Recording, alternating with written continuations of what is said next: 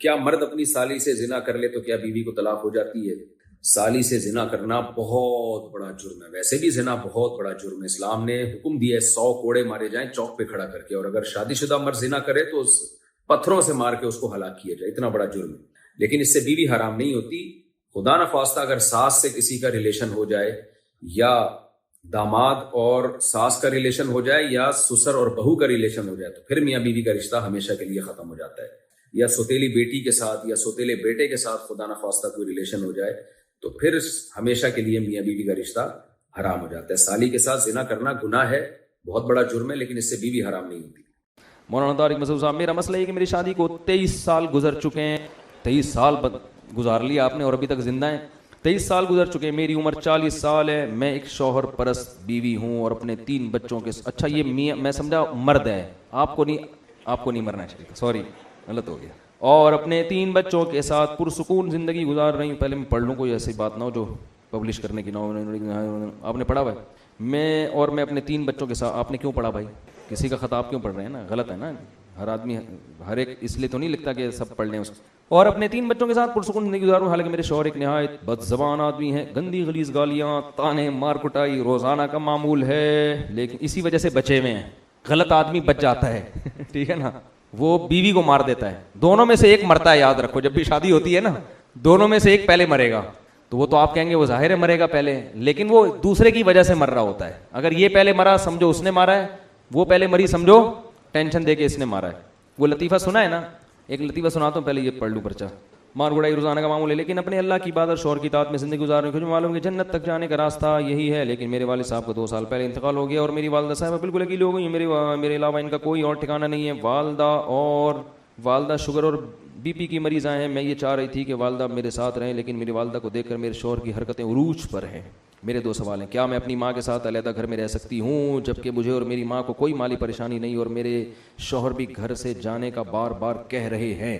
جب کہہ رہے ہیں تو بہت بہترین آپشن ہے. جب ایک آدمی گالیاں بھی دے رہا ہے, مار بھی رہا ہے, اگر یہ صحیح کہہ رہی ہیں, مجھے نہیں پتا حقیقت کیا ہے, تو پھر خود ہی اگر یہ آپشن دے رہے ہیں کہ وہاں جا کے رہو, تو فوراً سے پہلے اماں کے پاس چلے جانا چاہیے. کیا میں اپنی ماں کے ساتھ جا کر اللہ اور شوہر کی نافرمانی تو نہیں کروں گی؟ جب شوہر خود اجازت دے رہے تو پھر کوئی نافرمانی نہیں ہے. یہ جو گالیوں کی جس کو عادت پڑ جائے نا, یہ ختم نہیں ہوتی. جس کو ایک دفعہ گالیوں کی عادت پڑ گئی نا, یہ اس کا پھر ایک ہی علاج ہے کہ جب بھی گالی دو پیسے صدقہ کرو, اپنے آپ کو سزا دو. کتنے پیسے, وہ گالی کا ویٹ دیکھو, گالی کا وزن دیکھو.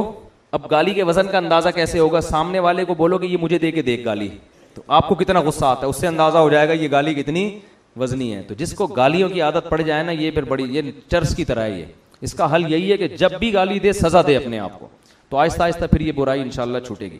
بھائی یہ جو خاتون ہے, دل سے دعا ہے اللہ ان کی بیچاری کے حالات صحیح فرمائے. اور شوہروں کو, جتنے بھی آج کل مرد ہیں نا بد اخلاق جو ہوتے ہیں, ان کے ساتھ گزارا عورت کا بڑا مشکل ہوتا ہے. مرد اس پہ فخر کرتا ہے کہ میں اتنا کھلاتا ہوں, میں اتنا. بھائی پہلے تو انسان کی زبان ہوتی ہے نا, بات تو تمیز سے کرو. بد اخلاق آدمی کے ساتھ, بد دماغ آدمی کے ساتھ بہت مشکل ہوتا ہے گزارا کرنا. اچھا کچھ لوگوں کی عادت یہ ہوتی ہے, وہ بد دماغ تو بہت ہوتے ہیں, یہ میں خواتین کو خاص طور پہ بات بتا رہا ہوں, لیکن ان کا غصہ بھی جلدی اترتا ہے. تو ایسے آدمی کو برداشت کر لیں. بعض لوگ غصہ آتا ہے 3 دن پھر اچھلتے ہیں, لیکن وہ غصہ بہت جلدی ختم ہو کے پھر وہ نارمل ہو کے تلافی کرتے ہیں. بعض میاں اس قسم کے بھی مارکیٹ میں ہیں کہ وہ برداشت نہیں ہوتا, جب آئے ہڑ چیزیں اٹھا کے تھوڑی دیر میں ٹھنڈے ہو کے پھر وہ سوری کر رہے ہوتے ہیں, پھر وہ کرے یار یہ مجھ سے غلط ہوا. تو اگر اس قسم کا میاں ہے تو بھی غنیمت ہے کہ چلو غصہ کرتا ہے لیکن بعد میں اس کی تلافی کر لیتا ہے. پھر اس میں عورت کو چاہیے کہ جب اس پہ یہ کنڈیشن ہو تو تھوڑی دیر چپ کر کے برداشت کر لے, اس سے گھر جنت بن جائے گا.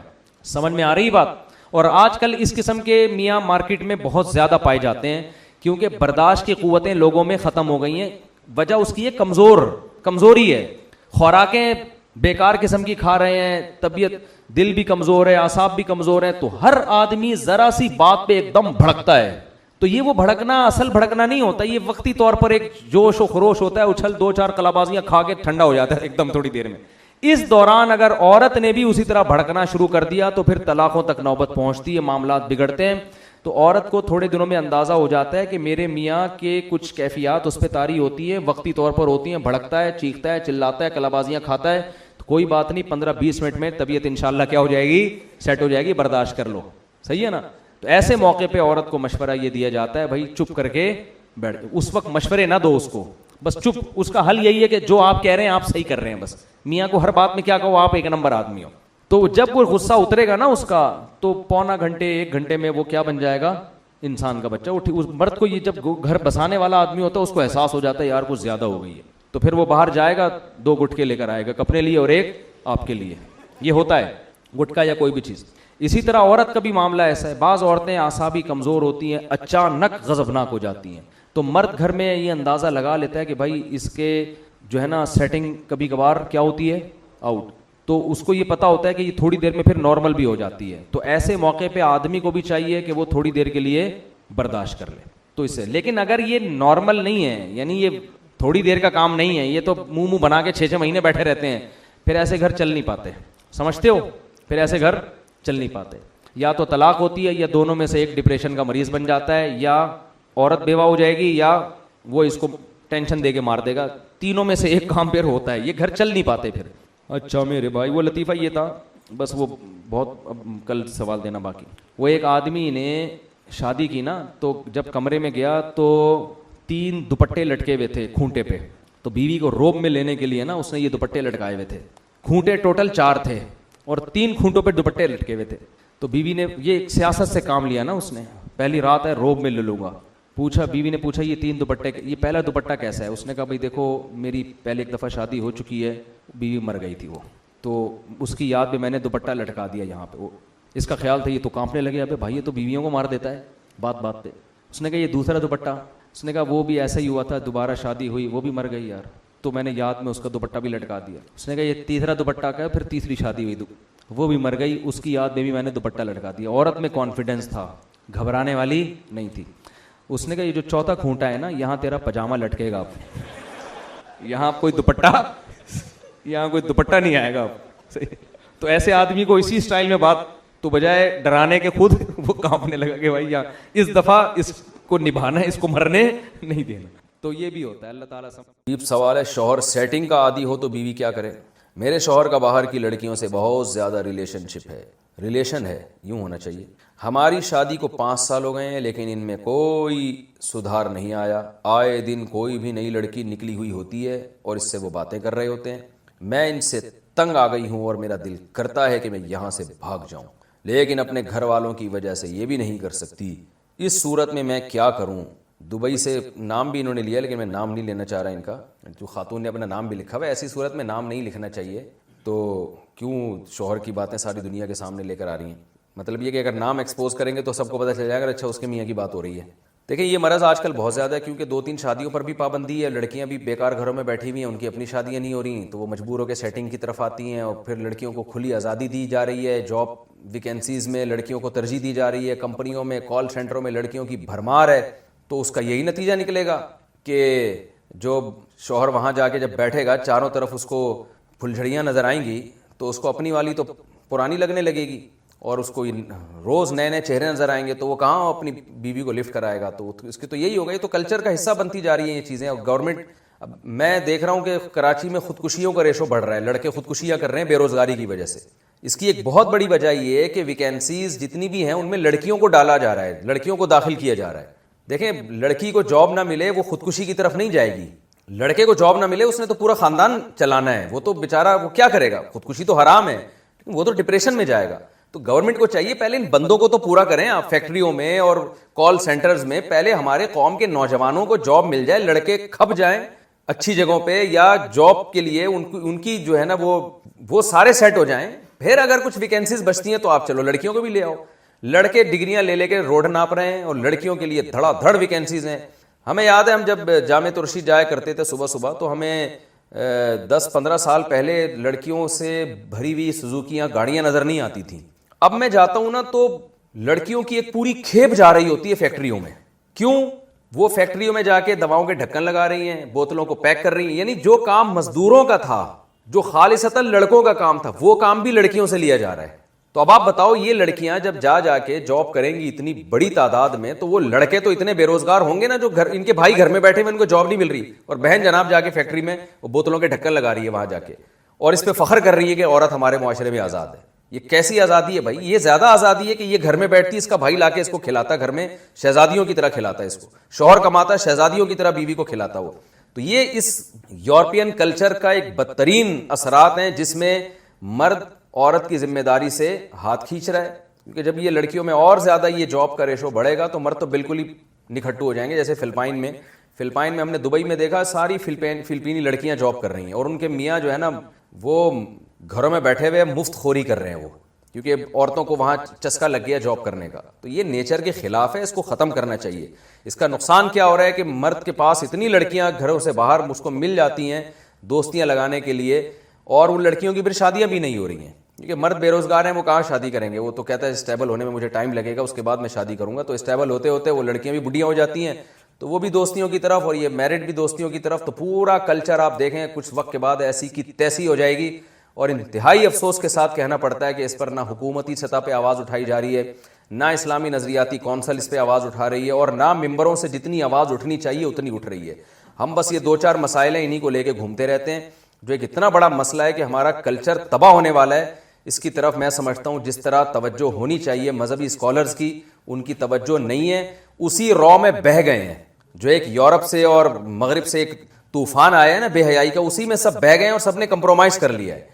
تو اس کا یہ تو آپ کے میاں کی ابھی سیٹنگ ہے نا, یہ سب کے میاں کی ہونے والی ہے تھوڑے دنوں میں اللہ ماشاء اللہ. تو آپ غم نہ کریں, 10-15 سال میں آپ کے پڑوسی جو خاتون ہوں گی ان کے میاں کی بھی 8-10 لڑکیوں سے چکر ہوں گے, اور ہو سکتا ہے ابھی بھی ہوں. بتایا نا انہوں نے, وہ وسیم اور ستار کے نام سے جو بندے سیو ہو نا, وہ راحت اور مسرت وہ لڑکیاں ہوں جن کے نام اس نے وسیم اور ستار سے سیو کیے ہوئے پڑوسی نے. اس کے پڑوس میں بھی یہ اب آپ دماغ سے نکال دیں کہ تو اب کرنا کیا ہے کہ کلچر تو ہونے والا ہے بیڑا غرق اس کا, یہ تو آپ لکھ لیں. 2-4% لوگ ہی بچیں گے جو اس عذاب سے بچ جائیں گے.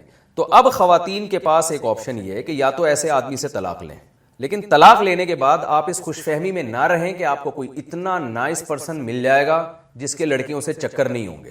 وہ صرف وہی لوگ ہوں گے جن کے تبلیغ میں 4 مہینے لگے ہوئے ہیں یا کسی بزرگوں سے بہت طویل صحبت ہیں ایسے لوگ. میں نہیں کہہ رہا کہ نہیں ہے, بدگمان نہیں ہو, لیکن یہ بہت سمٹتے جا رہے ہیں.